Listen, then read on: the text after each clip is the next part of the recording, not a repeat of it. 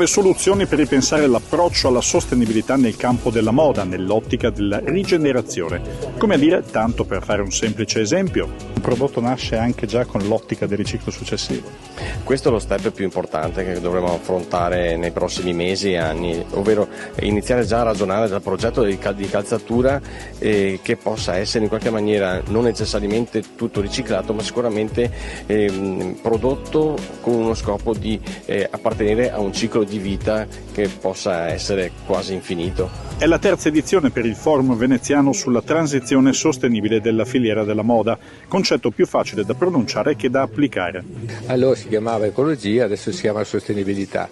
Negli anni la sensibilità è cresciuta e quindi tutto il sistema della moda si sta portando alla ricerca di quelli che possono essere i miglioramenti della filiera per ridurre gli sprechi, per ridurre gli scarti, per ridurre l'inquinamento. È uno sforzo che chiaramente comporta un grandissimo lavoro.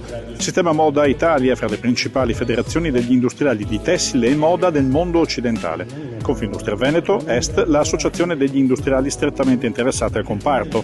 The European House Ambrosetti, la società che completa il gruppo dei 3 promotori e che quest'anno ha concentrato il suo focus sulle traiettorie evolutive nel settore dal 2030, data cruciale per le direttive comunitarie che hanno questa scadenza.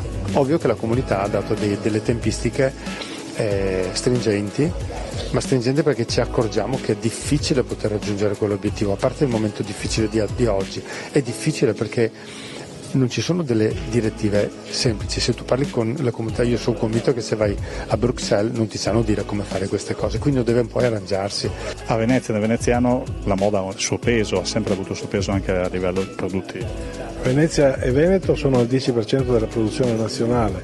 Questa realtà vede in alcuni grandi prodotti tradizionali che Venezia era la capitale negli anni che sono passati da molto, evidentemente non la vuole perdere, ma nello stesso tempo è un sistema che sempre di più diventa una rete, diventa un modo di essere presenti in un mercato più ampio, e quindi noi vogliamo che queste imprese abbiano uno sviluppo compatibile con quelle che sono le nuove sfide. La porto un passo indietro. Quando e perché nasce un forum come questo? Voglio essere vanitoso dicendo che è una mia idea. Quando ero presidente del sistema moda di Confindustria Veneto, avevo pensato a un grande evento su Venezia che portasse in questo splendido ambiente tutte le componenti della moda più alta del Veneto, affinché nel mondo ci fosse un'immagine di questo Veneto manifatturiero di alto livello.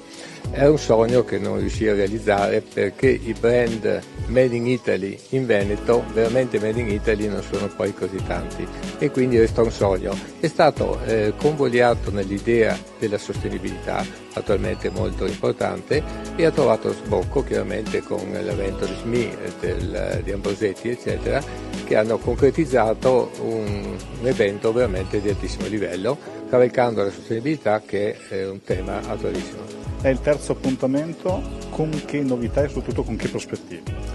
Diciamo che il fatto che sia il terzo appuntamento vuol dire che c'erano stati 2 prima, e quindi vuol dire che se è stato ripetuto vuol dire che qualcosa di buono l'hanno sicuramente fatto.